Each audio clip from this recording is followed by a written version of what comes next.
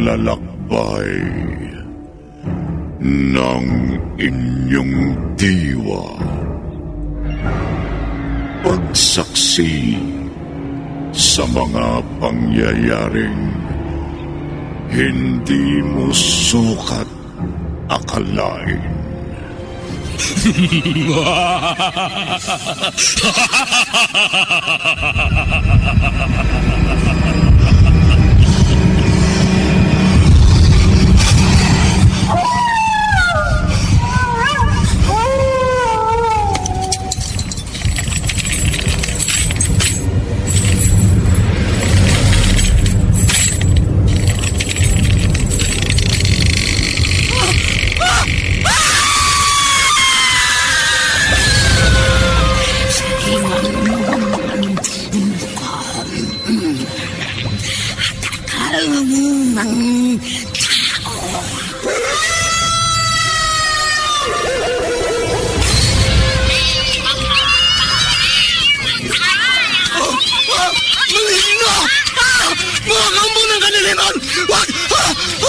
Huwag kayong lalapit sa akin!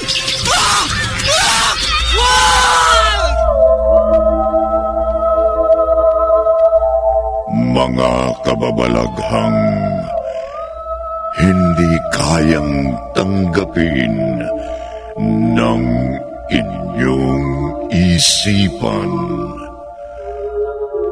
Nagaganap tuwing sasapit ang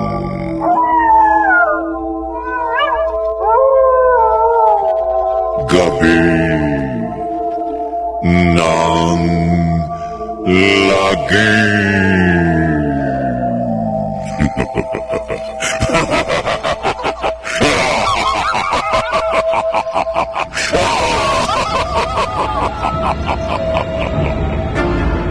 Pinagsamang produksyon ng DZRH at Star City.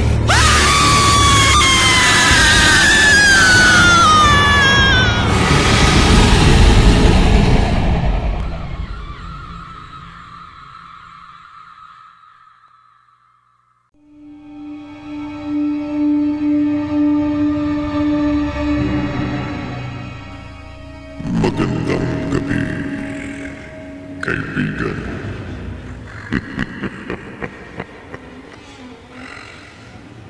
Akala natin ang mga taong nag-aanyong baboy, pusa, paniki ay mga kwento lamang. Ngunit sa kalagitnaan natin, maaaring kasama natin silang namumuhay.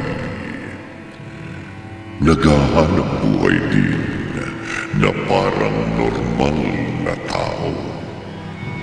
Ngunit pagsapit ng dilim, sila'y umaatake at hindi natin alam kung ano ang bubusog sa kanilang gutom na katawan.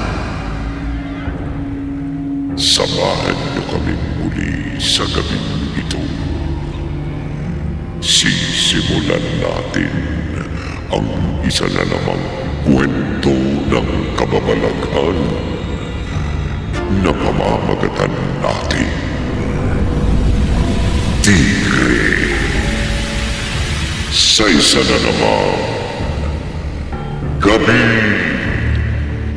ng lagi.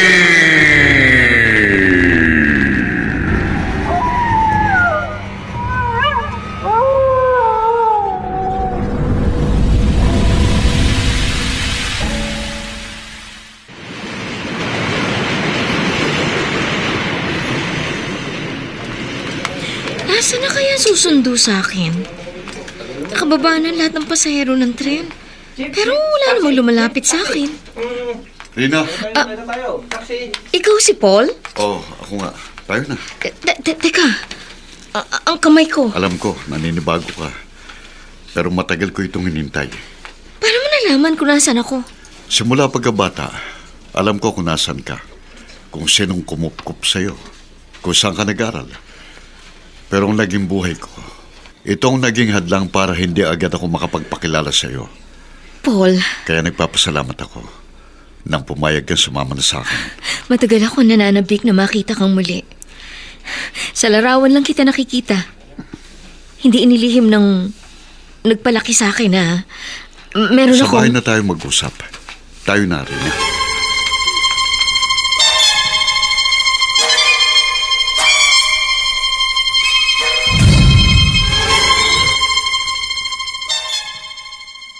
Manang Carla, sa Serena.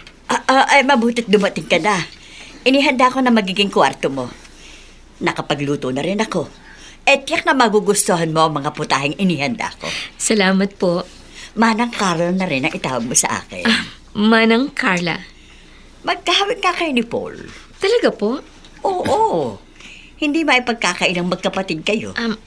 Salamat naman. Anong gusto mo? Kumain muna tayo o magpapahinga ka muna? Gutom na ako. O, sige. Tayo na. Iaahin ko na mga niluto kong para sa inyo.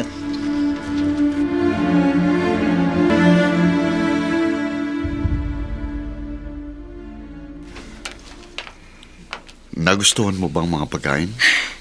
Parang hindi ako matutunawan. Puro karne. Hindi kasi ako mahilig sa karne. Pero masarap ang luto ni Manang Carla, ha? Rina, Paul, pasensya ka na. Hindi ako sanay na hinahawakan ng kamay ko. pinapunta kita rito. Nagpakilala ako sa iyo sa pamamagitan ng sulat. Dahil sa isang mahalagang bagay. Anong mahalagang bagay? Hindi mo pa alam ang ating lahi. Ano ba ang lahi natin? May dugo ba tayong dayuhan? May kailangan ba akong malaman? Rina, lahi tayo ng tigre. At panahon na para magparami tayo. Ha? Sandali. Bitiwan mo ko. Kailangan natin magsiping upang ipagpatuloy ang lahi na. Ano ba yung sinasabi mo? Magkapatid tayo. Lahi tayo ng tigre. Walang magkapatid, walang magkakamag-anak. Kailangan natin magparami. Kailangan natin magsiping. Kung hindi, permanente na tayong mananatiling tao.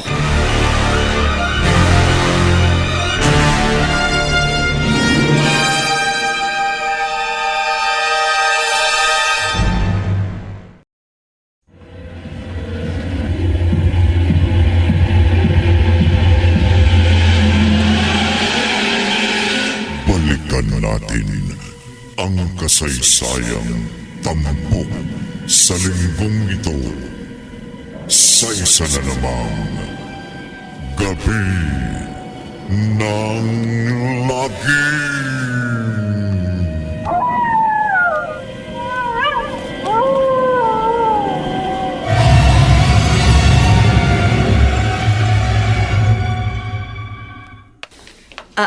Paul, lalabas ka. Gabi na. Sandali lang ako, Manang Carla. Iinom ako para antukin. Hihintayin pa ba kita? Huwag na, may susi ako. Bantayan mo si Rina. Baka may kailangan siya. Oo. Ako na ang bahala sa kanya.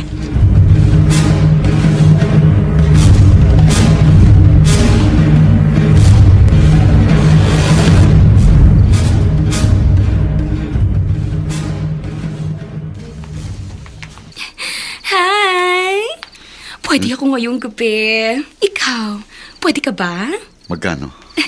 1,000 lang. Mahal. 500. Call. Game ako. O tayo na. Talagang kailangan ko ng kasiping ngayong gabi.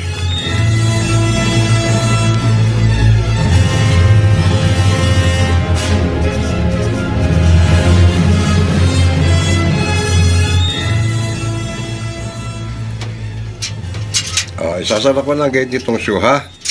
May iwan na muna kita, Alice. Sige ho, Sir Oliver. Bibilangin ko lang yung kinita nitong gift shop. Magsasara na rin ho ako. Tama. Huwag ka magpagabi. Tiyak, hinihintay ka ng mga anak mo.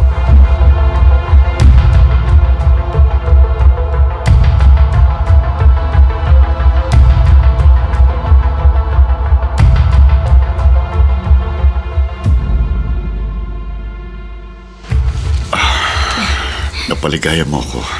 Good. Ang bayad ko. Sandali. Teka! Ano nangyayari? Ikaw naging isang... Teka!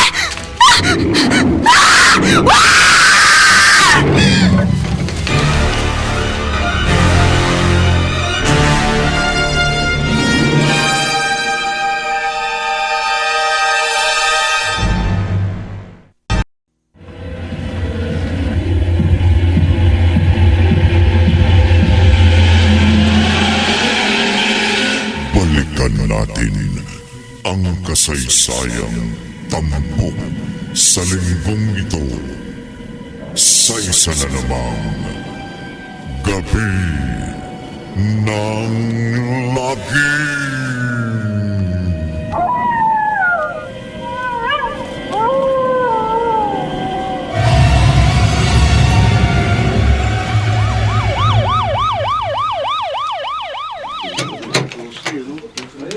Paano nakapasok ang tigring yan dito sa motel? Huwag niyong hayaan makalabas. Oliver, kaya mo bang hulihin? Oo, Chief. Kami na bahala ng mga kasama ko. Sige, dalhin niyo sa zoo. Ikaw, Sarge, tumawag ka ng investigador. Mukhang patay na yung babaeng nilapa na nasa kama. Huwag mo na kayo lalapit hanggang di namin nahuhuling tong tigre.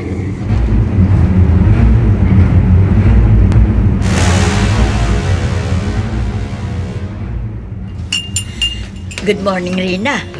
O, mag-almusal ka na. Ipinagtimpla na rin kita ng kape. Si Paul, wala siya sa kwarto niya. Kanina pa ako kumakatok. Lumabas siya kagabi. Pero hindi pa yata bumalik. Dati na niya itong ginagawa. Minsan. Anong trabaho ng kapatid ko? Nako, hindi ako mahilig magtanong eh. Nung kinuha niya akong katulong, iyan ang una niyang sinabi sa akin. Huwag akong magtatanong ng personal o anumang bagay tungkol sa kanya. Pero buwan-buwan naman binibigay ang sweldo ko. Kaya hindi ako nagtatanong. Wala ka talagang alam tungkol sa kanya? Ay, wala. Maliban sa tingin ko, binata pa siya. At wala rin siyang dinadala ritong babae. Ikaw lang ang ipinakilala niya sa aking kamag-anak. Ang ibig ko sabihin kapatid. Isang kapatid. Talagang magkapatid kami. Pero may mga bagay akong hindi nauunawaan. At gusto ko sana siyang makausap ng maayos. Ang mabuti pa rin mamasyal ka na muna. May malapit na dito. O maglibang-libang ka muna. Mamasyal. Mamaya siguro pagbalik mo narito na uli si Paul.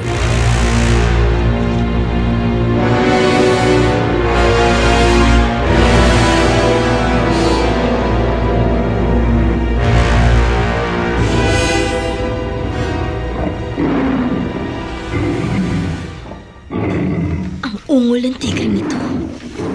Parang kinakausap niya ako. Miss? Huwag ka masyadong lumapit sa kulungan niyang tigre. Kaninang umaga lang nahuli yan. May nilapa siyang babae sa motel. Sa motel? Oo. Paano nakapasok ang tigre niyan sa motel? Yun ang iniimbestigahan pa rin ng mga pulis. At isa pa, malapit na magsara tong zoo. Hanapin mo na yung mga kasama mo at baka mapagsarang kayo ng gate. Wala akong kasama. Nag-iisa lang ako. Hindi ko nga alam kung uuwi pa ako. Ang mata ng tigre. Nakatitik itong mabuti sa akin. Bakit hindi ko maialis ang tingin ko sa kanya? Malakas ang kutob kong siya ang kapatid kong si Paul.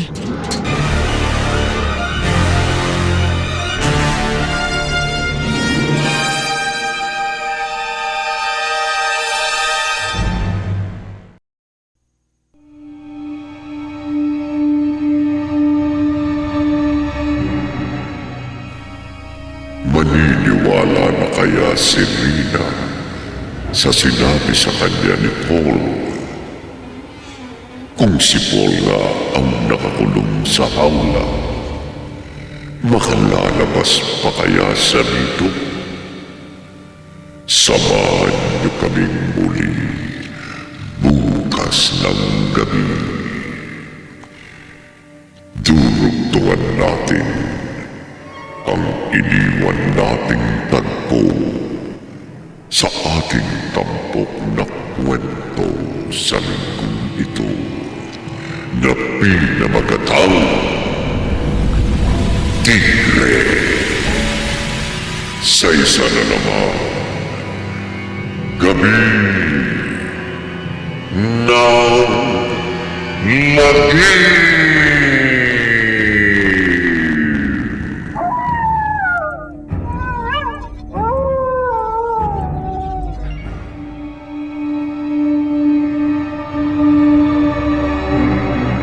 Mga nagsiganap. Rosana Villegas, Bobby Cruz,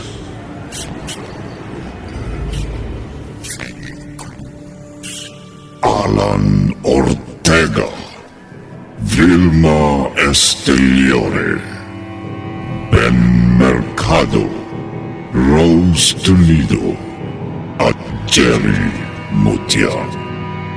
Naglapat ng tunog. Musika, Boboy Salonga.